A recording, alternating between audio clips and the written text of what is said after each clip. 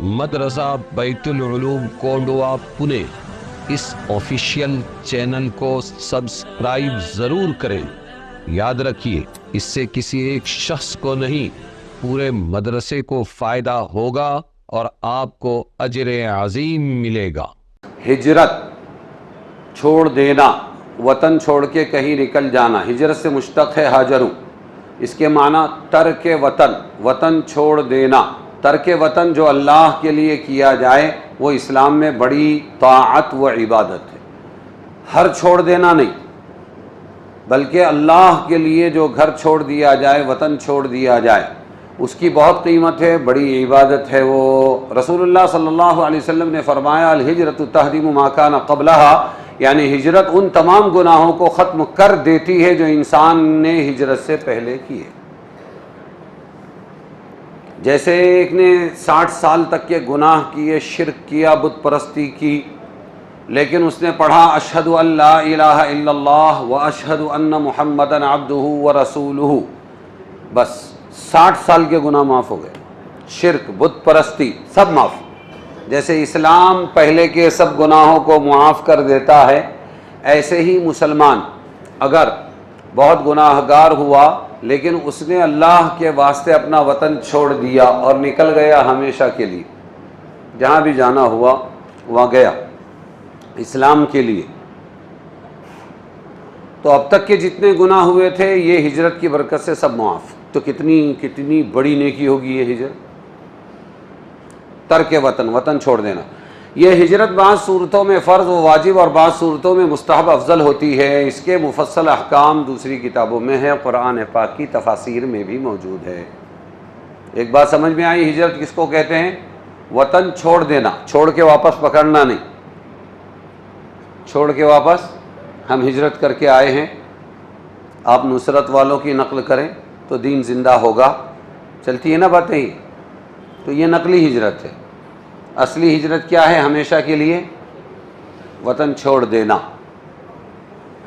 کیا ہجرت دنیا میں بھی فراخی عیش کا سبب ہوتی ہے؟ اللہ نے ایک بات کہی اس میں، والذین ہاجروا فی اللہ، جنہوں نے ہجرت کی اللہ کے لیے، من بعد ما ظلموا، ظلم کیے جانے کے بعد، تو ہم دنیا میں بھی ان کو اچھا ٹھکانہ دیں گے، یہ اللہ کا وعدہ ہے۔ تو مہاجرین کو اچھا ٹھکانہ دنیا میں بھی ملے گا اور آخرت کا اجر و ثواب تو بہت بڑا ہے۔ یہ سمجھ میں آئی بات؟ ایک نہایت جامع لفظ ہے، دنیا میں بھی اچھا ٹھکانہ دیں گے۔ اس میں یہ بھی داخل ہے کہ مہاجر کو سکونت کے لیے مکان اور پڑوسی اچھے ملیں گے۔ مہاجر کو سکونیت رہنے کے لیے مکان اور پڑوسی اچھے ملیں گے۔ یہ بھی داخل ہے کہ اس کو رزق اچھا ملے گا، دشمنوں پر فتح و غلبہ نصیب ہوگا، عام لوگوں کی زبان پر ان کی تعریف اور بھلائی ہوگی، عزت و شرف ملے گا جو ان کے خاندان اور اولاد تک چلے گا۔ آج تک ہم مہاجرین کی تعریف کرتے ہیں کہ نہیں کرتے؟ انصار کی تعریف کرتے ہیں یا نہیں کرتے؟ یہ ہجرت کی برکت۔ سمجھ میں آیا؟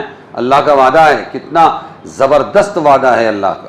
آیت کا شان نزول اصالتاً پہلی ہجرت۔ اب یہ ایک ہجرت ہوئی تھی حضور نے مکہ میں، جب زندگی ان کی بہت اجیرن ہو گئی، مصیبت ہو گئی، دین پر چلنا مشکل ہو گیا، تو ایک آپ نے ہجرت کروائی تھی ایتھوپیا، حبشہ کی طرف، وہ بھی مراد ہو سکتی ہے اس آیت سے، ان کی تعریف ہے۔ دوسری ہجرت آپ نے اور کرائی تھی مدینہ منورہ کی، وہ بھی مراد ہو سکتی ہے۔ اور اللہ نے پھر ان کے اوپر فتوحات کے دروازے کھول دیے، فقراء مساکین مالدار ہو گئے، دنیا کے ممالک فتح ہونے لگے، ان کے حسن اخلاق، حسن عمل کے کارنامے دنیا میں بیان کیے جانے لگے۔ اللہ نے اپنا وعدہ پورا کیا کہ دنیا میں بھی اچھا ٹھکانہ دیں گے ہم، آخرت کا اجر بہت بڑا ہے۔ پھر مہاجرین کی نسلوں کی عزت بڑھ گئی۔ یہ تو دنیا میں ہونے والی چیزیں تھی جو ہو چکی، آخرت کا وعدہ پورا ہونا بھی یقینی ہے، کیونکہ قرآن کا وعدہ ہے، جھوٹا ہو نہیں سکتا۔ والذین ہاجروا عام، ابو حیان کہتے ہیں کہ والذین ہاجروا عام، یہ آیت عام ہے فی المہاجرین، مہاجرین کے بارے میں، کائنم ما کانوا، وہ کوئی بھی مہاجر رہے، پہلی ہجرت والے، دوسری والے، یا اور بھی کوئی ہجرت والے، فیشمل اولہم و آخرہم، تو ہر مہاجر چاہے وہ اول والے ہوں یا بعد والے ہوں، سب کو یہ فضیلت شامل ہوگی، کیا کہ دنیا میں بھی اللہ اچھا ٹھکانہ دے گا اور آخرت کا اجر بہت بڑا ہوگا۔ ایک وعدہ تو یہ ہوا، ایک وعدہ مہاجرین کے ساتھ سورہ نساء میں یہ ہوا، وَمَن يُهَاجِرْ فِي سَبِيلِ اللَّهِ يَجِدْ فِي الْأَرْضِ مُرَاغَمًا كَثِيرًا وَسَعَةً، جس میں وسعت مکانی فراخی عیش خاص طور سے موعود ہے کہ جو ہجرت کریں گے ہم ان کو بڑی جگہ دیں گے، زندگی کی کشادگی عطا فرمائیں گے۔ لیکن اب کیا ہر وطن کو چھوڑ دینے والا اس فضیلت کا مستحق ہوگا؟ تو یاد رکھو میری یہ بات، ہر لائن میں، دین ہو دنیا ہو، عبادت ہو معاملات ہو معاشرت ہو اخلاق ہو، مہاجرین ہو انصار ہو، کچھ اصلی ہوتے ہیں کچھ نقلی ہوتے ہیں، ہر لائن میں کچھ اصلی ہوتے ہیں کچھ نقلی ہوتے ہیں۔ تو اوصاف بیان کیے ہیں اللہ نے کہ یہ فضیلت کس کو ملے گی، دنیا میں بھی اچھا ٹھکانہ اور آخرت میں بڑا اجر۔ تو اللہ نے اسی آیت میں اوصاف بیان کیے ہیں۔ ان وعدوں کے مستحق وہی مہاجرین ہو سکتے ہیں جن کے اندر وہ اوصاف ہوں گی، تو وہ کوالٹیز اپنے اندر پیدا کرنے کی کوشش کرنا چاہیے اور اپنے آپ کو ٹٹولتے رہنا چاہیے، نام کا یا کام کا، میں مہاجر نام کا یا کام کا، میں مسلمان نام کا یا کام کا۔ ان میں سب سے پہلی شرط تو والذین ہاجروا فی اللہ، پہلی شرط کیا لگائی؟ والذین ہاجروا فی اللہ، وہ جو ترک وطن ہے، وطن کو چھوڑ رہا ہے، تو کس کے لیے ہونا چاہیے؟ وہ اللہ کے لیے۔ دیکھو پہلی شرط ہے فی اللہ، کہ اللہ کے لیے، یعنی ہجرت کرنے کا مقصد صرف اللہ تعالیٰ کو راضی کرنا ہو، اس میں دنیاوی منافع، تجارت، ملازمت وغیرہ نفسانی فوائد پیش نظر نہ ہو۔ بات سمجھ میں آئی کہ نہیں؟ ورنہ نیت میں خطرہ تو جھولی میں پھترا، پتھر ہے وہ لیکن ہماری زبان میں پھترا، پونا کی زبان میں نیت میں خطرہ۔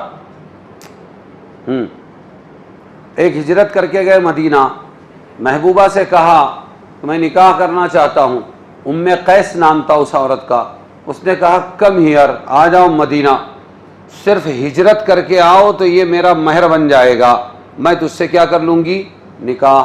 وہ آئے، نکاح ہو گیا، حضور کو پتہ چلا، حضور نے فرمایا، صحابہ نے آپس میں، حضور نے فرمایا بھائی جس کی جیسی نیت ویسے اس کے ساتھ برتاؤ، جو مال کے لیے ہجرت کر کے آیا اس کو مال ملے گا، اور جو عورت کے لیے آیا نکاح کرنے تو اس کی ہجرت عورت ہی کے لیے ہوگی، اس کی جھولی میں پھترا، اس کو کوئی ثواب نہیں ملے گا، وہ بدنام ہو گئے۔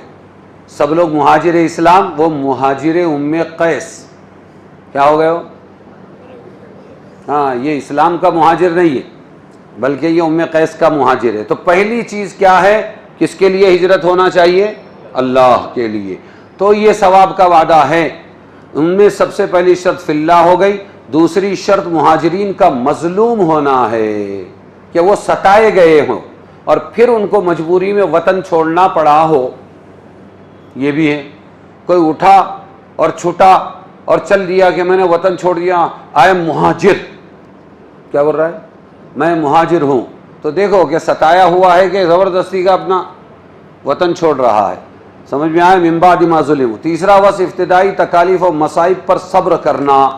پھر آگے اللہ نے فرمایا الذین صبروا، تکلیف پہنچتی تھی تو یہ صبر کرتے تھے۔ اور چوتھی شرط کیا ہے؟ وعلی ربہم یتوکلون، اللہ پر بھروسہ کرتے تھے۔ جب یہ کوالٹیز، یہ صفات جمع ہوگی تو وہ مستحق ہوں گے لنبوئنہم فی الدنیا حسنہ، ہم دنیا میں ان کو اچھا ٹھکانہ دیں گے اور آخرت کا اجر بہت بڑا ہوگا۔ کچھ سمجھ میں آئی بات؟